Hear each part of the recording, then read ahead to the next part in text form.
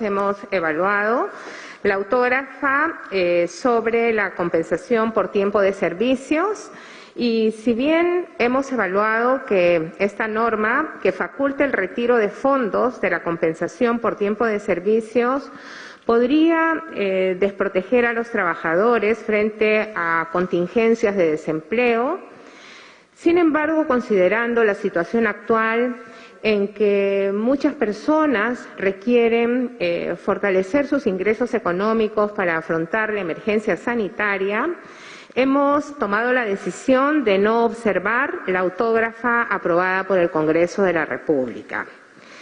Asimismo, como es habitual, hemos realizado un balance de la situación de la pandemia y queremos reiterarles que como Poder Ejecutivo estamos trabajando arduamente para combatirla en términos de prevención, atención y fortaleciendo el proceso de vacunación. Sin embargo, también consideramos importante seguir transmitiendo a toda la población, a todos los ciudadanos y a todas las ciudadanas que es necesario que aprendamos a convivir todavía con esta pandemia, y esto implica un cambio radical en nuestro comportamiento.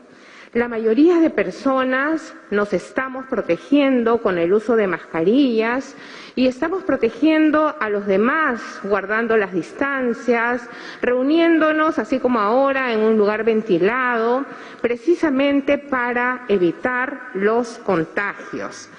Y por ello queremos reiterarles que en los últimos días diversos especialistas están recomendando que para evitar contagiarnos de estas variantes que lamentablemente también han ingresado a nuestro país, utilicemos doble mascarilla y, de ser posible, sobre todo en aquellos lugares en que son espacios cerrados, también utilizar el protector facial, entre otros elementos de protección. Somos conscientes que la vacunación es el mejor escudo para enfrentar la COVID-19. La vacunación también nos está devolviendo la esperanza. El fin de semana he tenido la oportunidad de recorrer diversos centros de vacunación y compartir con nuestros adultos mayores momentos de alegría, de encontrar una respuesta frente a la pandemia, pero como todas y todos conocen, las dosis que van llegando a nuestro país vienen por lotes que todavía resultan limitados para expandirla de manera masiva. No obstante ello, vacunas que llegan, vacunas que son distribuidas y que son aplicadas para poder proteger a toda nuestra población, en este momento a las personas adultas mayores de 80 años. Asimismo, quiero reconocer el esfuerzo enorme que han realizado las brigadas de vacunación durante el fin de semana, que han iniciado ya un proceso de vacunación territorial más amplio, y al apoyo brindado por la Policía Nacional y las Fuerzas Armadas, no solamente en términos de protección de la seguridad, sino también colaborando, ayudando al transporte de las personas adultas mayores y viendo que la vacunación se realice sin mayores contratiempos. Hoy llega también, o ya debe haber llegado, el octavo lote de dosis de la vacuna Pfizer, 200.700 dosis, y así seguirán llegando en las próximas semanas lotes adicionales, y reiteramos, ya tenemos compradas, confirmadas, contratadas 48.700.000 dosis que van a ir llegando a lo largo del año. En esta oportunidad me acompañan el ministro de Salud, Óscar Ugarte, el ministro de Justicia y Derechos Humanos, Eduardo Vega, y la ministra de Comercio Exterior y Turismo, Claudia Cornejo, con quienes vamos a profundizar algunos temas que hemos aprobado en el Consejo de Ministros. Por mi parte, quiero informarles también que hemos aprobado un proyecto de ley relativo a las personas con discapacidad. Este proyecto de ley precisa las funciones del Consejo Nacional para la Integración de la Persona con Discapacidad y modifica la composición y atribuciones del Sistema Nacional para las Personas con Discapacidad con el objetivo de garantizar la articulación intergubernamental e intersectorial. Asimismo, se precisan las responsabilidades de las entidades en la gestión de información en materia de discapacidad. De otro lado, hemos aprobado un decreto supremo muy importante, cuyo objetivo es garantizar la conducta que deben tener, que deben guardar los funcionarios y funcionarias públicas en el proceso de vacunación. Y este dispositivo refuerza fundamentalmente el principio de integridad en la conducta de todo servidor público y establece la obligación de que gestionen los riesgos asociados al incumplimiento de las medidas de integridad durante el proceso de vacunación. Se establecen cuáles son aquellas conductas que van a ser objeto de sanción administrativa y asimismo se precisa que los gobiernos regionales asumirán un liderazgo en la supervisión de la conducta de los servidores públicos, pudiendo conformar equipos de trabajo descentralizados en coordinación con el Ministerio de Salud y asumir la responsabilidad del control y fiscalización del proceso de vacunación. También se establece prohibiciones para los servidores públicos, señalándose con mayor claridad lo que se puede y no se puede hacer durante el proceso de vacunación, con el objetivo de evitar prácticas cuestionables y, sobre todo, la corrupción. En cuanto a las medidas adoptadas contra la pandemia, hemos acordado revisar las medidas vigentes antes de culminar esta semana, así que probablemente en nuestra conferencia de prensa del día viernes podamos comunicar estos ajustes.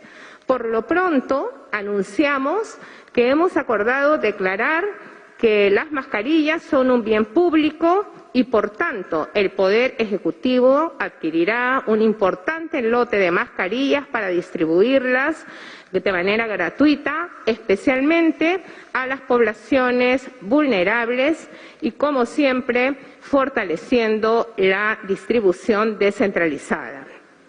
Hemos aprobado también declaratorias de estado de emergencia en los departamentos de Ayacucho y en Lambayeque por impacto de daños a consecuencias de las intensas precipitaciones pluviales.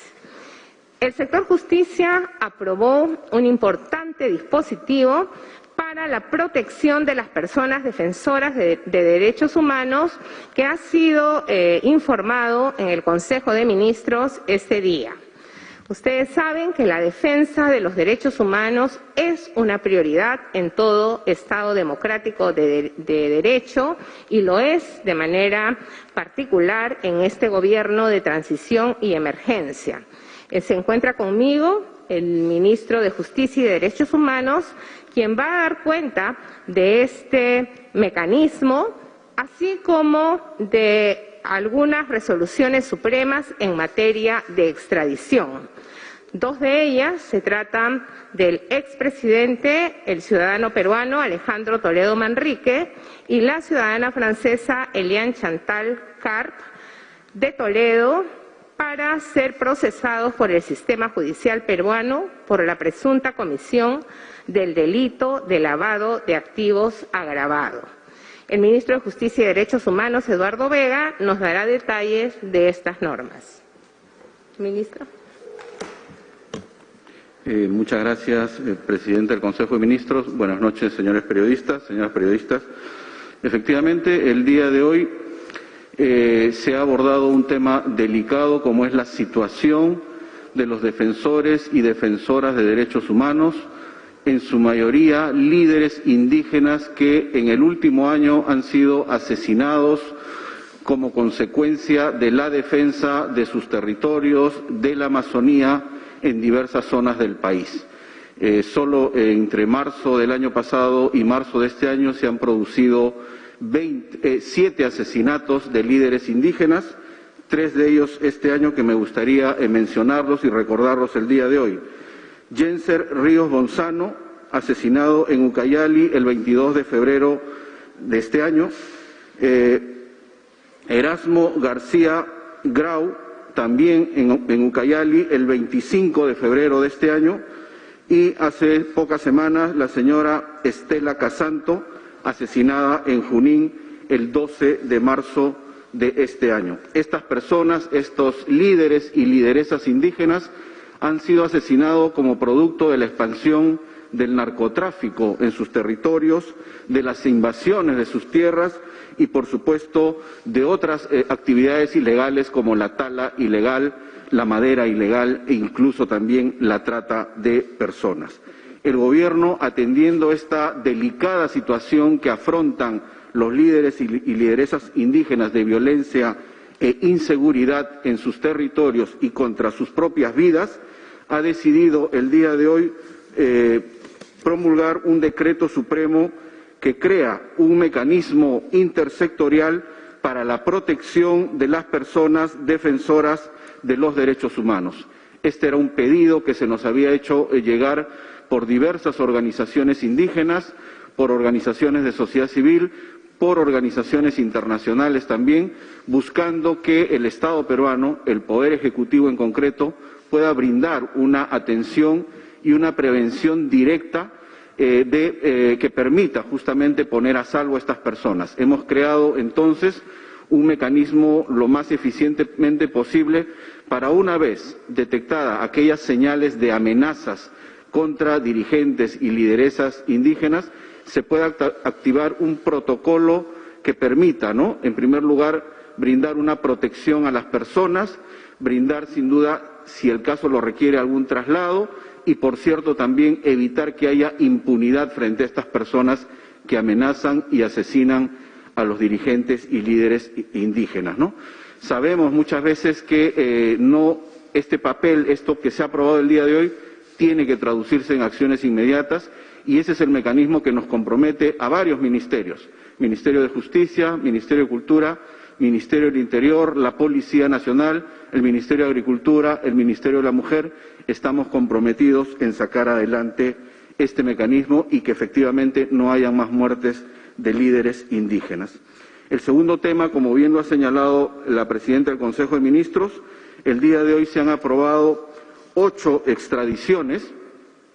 Con estas, en lo que va del Gobierno, hemos aprobado 94 extradiciones y hoy día 2 de ellas están referidas, una al expresidente Alejandro Toledo y la otra a su esposa, la señora Eliam Carp de Toledo.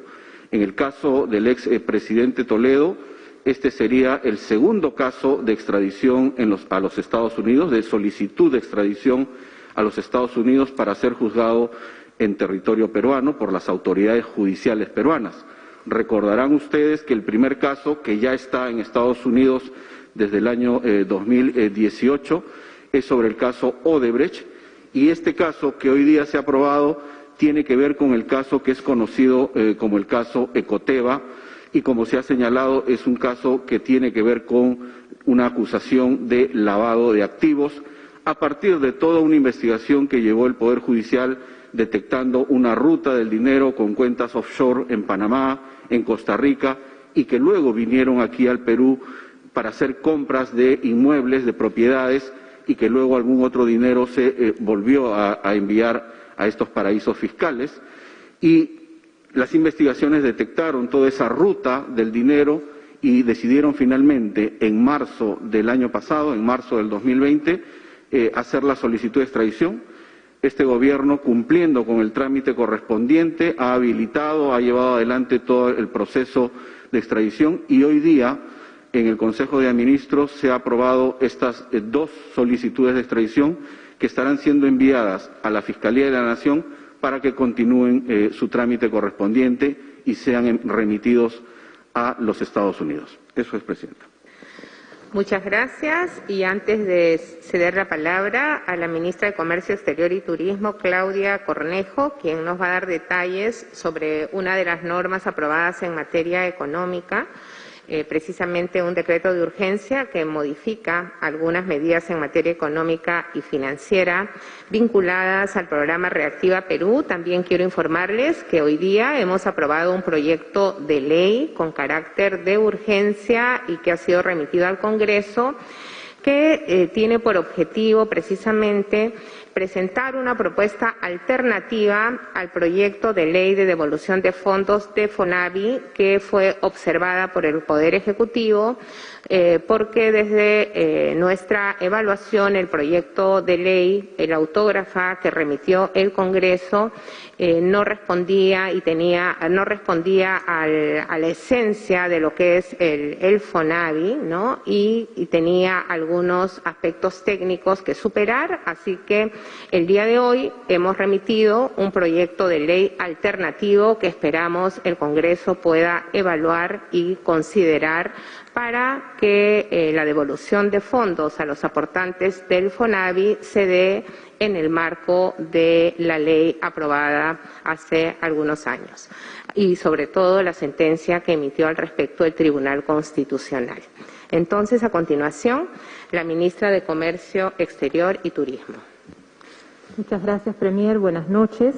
Efectivamente, tenemos una buena noticia para las empresas a nivel nacional. Como ustedes recordarán, a inicios del mes de marzo se acordó un decreto de urgencia con el cual las empresas que habían solicitado los préstamos del programa Reactiva podían reprogramar los pagos de la misma a partir del mes de mayo. Y se estableció que los préstamos, de alguna manera, eran aquellos que solamente ascendían hasta 5 millones de soles. Se ha hecho una evaluación y en vista que hay distintos sectores económicos que todavía continúan en proceso de reapertura y de reactivación y en aras de poder salvaguardar los empleos, es que el día de hoy se ha aprobado que todas las empresas, independientemente del monto del préstamo al cual hayan accedido de Reactiva, puedan solicitar a partir del mes de mayo la reprogramación de los pagos. Como ustedes comprenderán, esto es algo muy importante porque aquellas empresas que solicitaron préstamos de más de 5 millones de soles agrupan alrededor de 200.000 empleos. Y en ese sentido es que consideramos muy importante que también puedan solicitar la reprogramación de los pagos a partir del mes de mayo y de esa manera todas las empresas que han solicitado el año pasado préstamos de Reactiva van a poder solicitar su reprogramación a las entidades financieras a partir del mes de mayo. Muchas gracias. Muchas gracias, ministra. Y a continuación, el ministro de Salud, Óscar Ugarte, nos va a dar cuenta sobre el avance del proceso de vacunación. Gracias, Premier. Efectivamente, señores y señoras periodistas, como ustedes han sido testigos en los días pasados, se dio curso a la nueva estrategia de vacunación a través de lo que se ha denominado la estrategia territorial, que en el caso de Lima y Callao ha significado la vacunación a mayores de 80 años en forma lo más amplia posible en 22 distritos de Lima y Callao. Se ha logrado vacunar desde el día viernes, sábado, domingo y como se anunció, se hizo una ampliación para aquellos que en los días anteriores no habían podido llegar. Esa ampliación ha sido lunes y martes y en total se ha vacunado aproximadamente 75.000 adultos mayores de 80 años, que es una cantidad muy importante, y sin embargo, aunque hay todavía, de acuerdo al padrón de RENIEC, que es nuestro padrón de vacunación, algunos adultos mayores que no han llegado, eso no es problema, la vacunación va a continuar para ellos en los próximos días en los puntos de vacunación que se van a anunciar, porque a partir de este viernes pasamos a la vacunación también de adultos mayores de 80 años, de los otros 27 distritos de Lima y Callao. Ahora hemos ampliado los centros de vacunación y hay 39 centros de vacunación a los cuales van a poder acceder los adultos mayores, y vamos a tener con toda seguridad una asistencia también importante los siguientes días, que son viernes, sábado y domingo, e incluso los lunes, el lunes y martes siguiente. Pero el otro aspecto de esta información respecto a la vacunación de adultos mayores de 80 años es que con base en un acuerdo que fue adoptado el día lunes con todos los gobiernos regionales representados por sus gobernadores, estuvieron la mayoría de gobernadores de las regiones, estuvieron 17 gobernadores, y en el caso de las regiones donde el gobernador no pudo asistir por alguna razón, han venido las autoridades representativas del sector salud de esa región y se ha suscrito un acuerdo que tiene varios puntos, pero el central de ellos es ampliar la vacunación a nivel nacional. Ahora estamos en condiciones de hacerlo porque, como ustedes saben, aparte de la vacuna Pfizer, que llega a 200.000 dosis semanales, justo hoy en la noche, como anticipó nuestra Premier, han llegado los 200.000 que correspondían a esta semana. El día domingo, como también ha sido informado, el señor presidente de la República en persona recepcionó las 276.000 dosis de AstraZeneca que llegaron al país. Bueno, con esa cantidad de vacunas es que se tomó el acuerdo y se ha distribuido o está en proceso de distribución las vacunas para que a partir de esta semana todas las regiones, sin excepción, van a empezar la vacunación también de adultos mayores de 80 años. El propio señor presidente, el día de ayer, en un viaje a Ucayali, que tuve el honor de acompañarlo, llevó el lote correspondiente para Ucayali. El día de mañana, con el presidente, estamos viajando a Ayacucho y Huancavelica, llevando también las vacunas para esas dos regiones. Y el día viernes, igualmente, estamos viajando a Piura y Tumbes, llevando las vacunas respectivas. Y en todas las otras regiones, ya eso los propios gobernadores han llevado o se les está enviando, de tal manera que esta semana se inicia la vacunación a nivel nacional con las mismas orientaciones de la vacunación con la estrategia territorial que ya se ha realizado aquí en Lima. Seguramente ya en los próximos días podremos anunciar cómo va avanzando y ustedes mismos podrán comprobarlo, pero la aspiración es que avancemos rápidamente. Ya, por ejemplo, en el caso de Lima, la próxima semana se va a empezar con los adultos mayores de 70 a 79 años y así vamos a ir avanzando hasta cubrir a la totalidad de los adultos mayores, que son, como también se ha anunciado, 4.300.000 en el país. Gracias. Muchas gracias. Muchas gracias, señores ministros. Damos pase entonces a las preguntas. Empezamos con TV Perú, Miguel Infantes.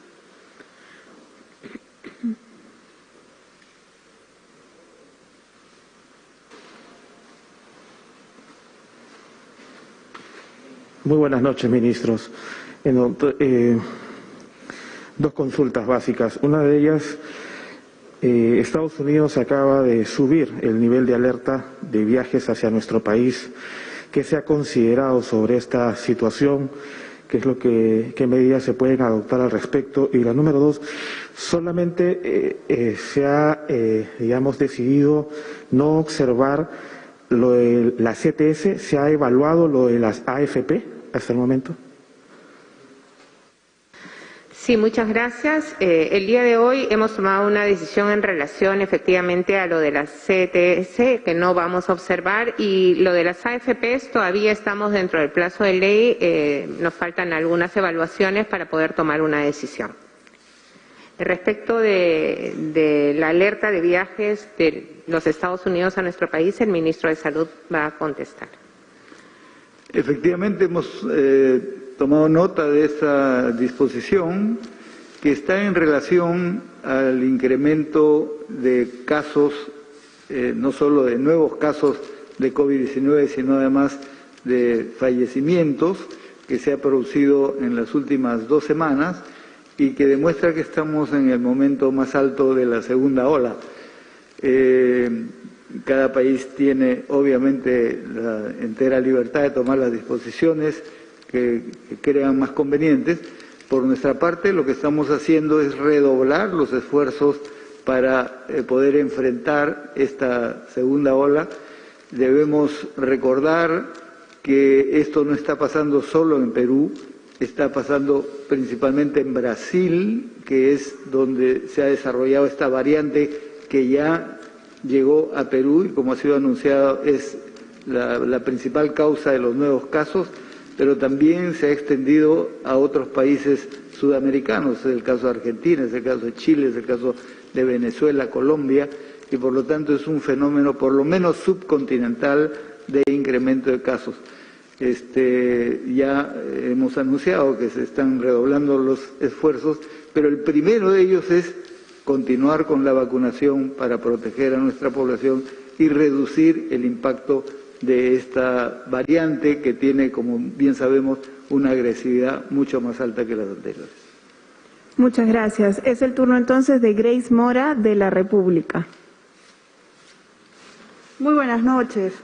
¿Se tiene un registro de cuántas vacunas se han perdido en el país por la rotura en la cadena de frío u otros motivos? ¿Tienen previsto aplicar un nuevo bono a las familias más vulnerables del país afectadas en esta segunda ola? Y por otro lado, ¿cuándo promulgarán la autógrafa de liberación de las CTS? Muchísimas gracias.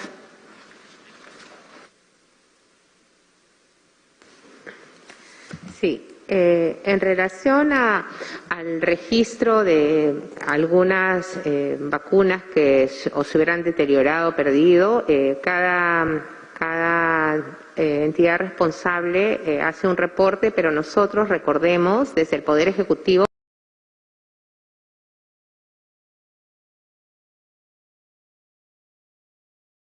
solicitamos a tal vez el ministro de Salud nos puede presentar una información complementaria ante su consulta. Sobre los bonos, como ya lo hemos anunciado, es de asignar los bonos a aquellas localidades que estuvieron en cuarentena durante el mes de marzo y no, en este momento no he contemplado asignar bonos adicionales. Por el contrario, estamos tratando de revisar las medidas en su integralidad para adecuarlas a esta situación que estamos viviendo, siempre reforzando el prevenir los contagios, porque en general todas las personas estamos tratando de salir a trabajar. Hay algunos espacios donde es más fácil, algunos espacios laborales donde es más fácil garantizar un trabajo remoto, pero no necesariamente esto vale para todas las ocupaciones. Así que estamos revisando las medidas que hemos adoptado para poder hacer algunos ajustes que respondan al momento actual de la pandemia. Y respecto del bono afectados, ¿y la tercera era? Sobre la promulgación de la autógrafa, de todas maneras, esta semana. Sí, presidente. Gracias, Premier. Sobre lo mencionado o preguntado sobre posibles pérdidas de vacunas, en realidad este es mínimo. No tenemos la información exacta, porque está esto en proceso de registro, pero lo que se ha observado es un proceso de aprendizaje desde las semanas anteriores que ahora hace que eso sea, como digo, mínimo. Además, la principal preocupación que hemos tenido es que una vez que hayan sido abiertos los viales para la obtención de las muestras y por lo tanto haya el riesgo de que al haberlos extraído de la cadena de frío puedan perderse, ahí hay unas horas para poder utilizar, lo que se ha hecho es convocar a personas que, aunque ese día no hubiesen sido convocadas, pero son parte del grupo etario mayores de 80 o incluso entre 70 y 79 años para hacer el uso de esas vacunas. Incluso, como también se está vacunando, como ustedes saben, paralelamente a los adultos mayores, por ejemplo, al personal de bomberos, en algunos sitios se ha convocado a los bomberos de ese distrito, se les ha vacunado y por lo tanto no ha habido ninguna merma, ninguna pérdida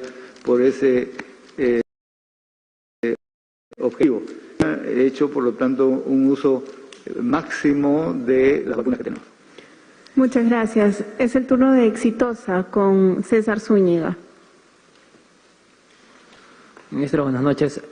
Yo quería ahondar en el tema de las plantas de oxígeno. Hasta hace un mes y medio se tuvo este problema con la Universidad Nacional de Ingeniería y se dijo que otra empresa, en todo caso, o un grupo de empresas iba a asumir para el tema de oxígeno. Sabemos que, a pesar de que se está trayendo oxígeno del extranjero o se está buscando el apoyo correspondiente, pues las plantas de oxígeno podrían ser especialmente esenciales para este tratamiento.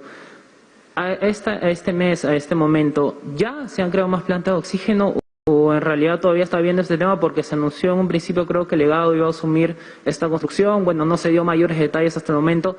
¿En qué situación se encuentra en realidad? Porque sabemos que las colas en las plantas de oxígeno, las pocas que hay acá en Lima, pues se ve cada día que no se abastecen por completo, por supuesto. Y una segunda pregunta, si me permite, sobre esta extradición que se ha aprobado con el caso Coteva del expresidente Alejandro Toledo. ¿En qué situación se encuentra la primera, la que ya está en Estados Unidos? Sabemos que por la pandemia algunas cosas se han atrasado, pero ¿en qué situación está y más o menos cuál es la labor que está realizando desde acá de Perú la PCM con respecto a este tema? Muchas gracias. Ministro, sobre las plantas de oxígeno, por favor.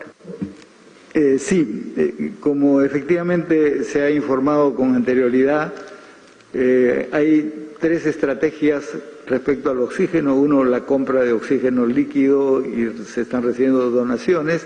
De otro lado, las plantas de oxígeno y de otro lado, la compra de concentradores que a menor escala, digamos, permite resolver la demanda particularmente en los centros de salud de primer nivel. Sobre lo primero, ya sabemos, eso sigue su curso, tenemos oxígeno que viene ingresando al país y tenemos programado hasta el mes de junio. Y con relación a las plantas, esto también fue informado en su momento, que se suscribió en octubre del año pasado un convenio con la Universidad Nacional de Ingeniería por 47 plantas. Esto lamentablemente no ha sido cumplido y por lo tanto se ha rescindido el convenio. Han logrado entregar 18 plantas, algunas de ellas están todavía en proceso de instalación, pero las otras 29 plantas está siendo encargado al proyecto Legados, que como saben pertenece al Ministerio de Transporte y Comunicaciones, que ya está asumiendo esa responsabilidad. Sin embargo, son procesos de compra que demoran algunas semanas, pero eso ya está en curso para poder cubrir esa, digamos, reducción del aporte de plantas por la situación del convenio con la UNI. Pero también tenemos, a través de la coordinación con Respira Perú, donde participa la Iglesia, empresas, etcétera, sigue el proceso de recepción de plantas de oxígeno y eso sigue avanzando todas las semanas. Actualmente tenemos 175 plantas, pero vamos caminando porque la meta es llegar en los próximos meses a 300 plantas distribuidas y lo vamos a conseguir. Sí, a la pregunta del señor Zúñiga de Exitosa, efectivamente el caso Odebrecht o la primera solicitud de extradición del señor Toledo formalmente fue presentada a los Estados Unidos el 25 de mayo del 2018. Desde esa fecha el proceso sigue en trámite en los Estados Unidos con varias ampliaciones. Cuando llegamos se mencionó que en noviembre del año pasado se iba a ver, luego se mencionó marzo, junio, y ahora la fecha de vista de la causa tiene fecha 23 de septiembre de este año, ¿no? Entonces, han habido sin duda prórrogas, algunas sin duda atribuidas a la defensa del señor Toledo. Nosotros creemos que este nuevo pedido lo que va a hacer es de alguna manera fortalecer también las causas que tiene el Estado peruano frente al señor Toledo, ¿no? Muchas gracias. Es el turno entonces de ATV con Ángela Torres.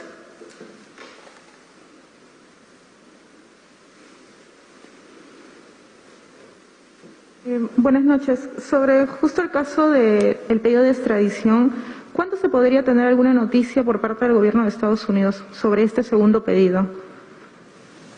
Sí. La fecha señalada para ver la causa, no para resolverla, para ver la causa, es el próximo 23 de septiembre. Para esa fecha el juez Hickson ha mencionado esa fecha. Para este pedido. Para este pedido. Bueno, este pedido el día de mañana se publica.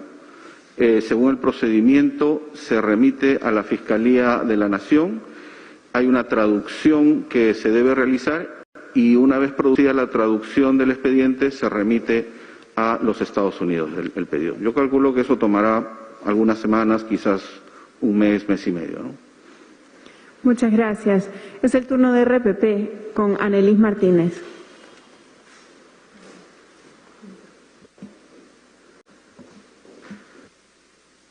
Buenas noches, ministros.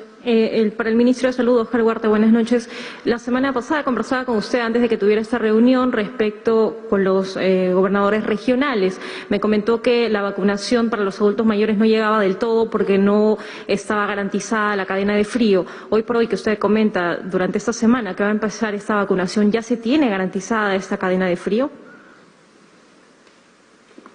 Sí, efectivamente, se han mejorado las condiciones de cadena de frío en regiones que no la disponían así hace algunas semanas, pero además una de las ventajas de la vacuna de AstraZeneca es que no requiere el congelamiento a niveles de menos 70 o menos 80 grados como sí lo requiere Pfizer, y solo se requiere entre 2 y 8 grados, que es lo que sí tenemos en el país, porque esa es la cadena de frío normal para la disposición de las vacunas que normalmente se aplican en el país.